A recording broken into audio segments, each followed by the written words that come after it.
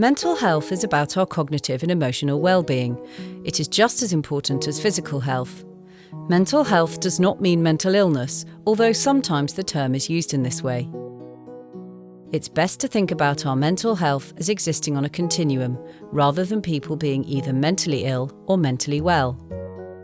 Our mental health exists on a continuum, and we move along the continuum according to various coinciding factors, such as our genetic makeup and upbringing, particular life circumstances, and the pressure we are under at any given time. At one end of the continuum, we have mental illness or ill health, such as depression, anxiety, bipolar disorder, and schizophrenia. And at the other end, we have mental health or mental wellness, when we are thriving, content, and fulfilled. We should all aim to recognise and notice changes in mental health and support each other to move along the continuum to return to positive mental health.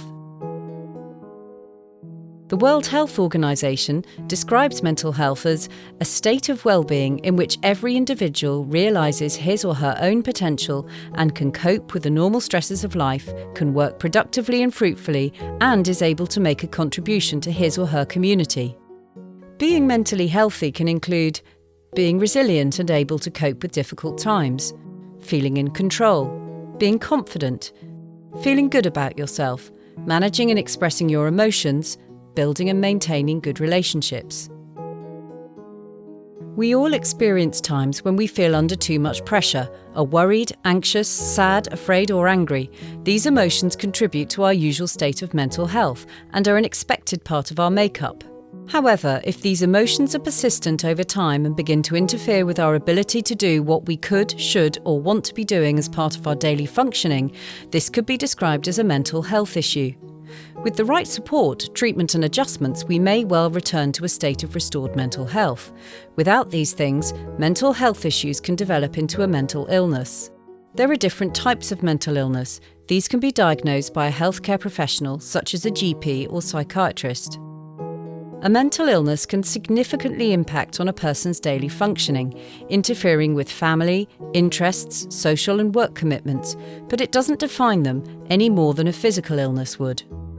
There are many ways we can support someone to understand and manage the symptoms of a mental illness and signpost to the help needed. It's important to pay attention to your own mental health too. It can be difficult to ask for help or to know how to offer support when you're concerned about someone's mental health. This may be due to barriers such as the stigma associated with mental health, lack of understanding around mental illness, uncertainty of how to get help, the fear of disclosing a mental illness to others, or concern about saying or doing the wrong thing. Research shows that stigma remains one of the biggest factors preventing people from raising concerns about their mental health or seeking help early to get the support needed. It is important to remember that just like physical health, we will experience ups and downs in our mental health. It exists on a continuum. Together, we can challenge stigma, seek parity with physical health, and develop our confidence to start a conversation about mental health.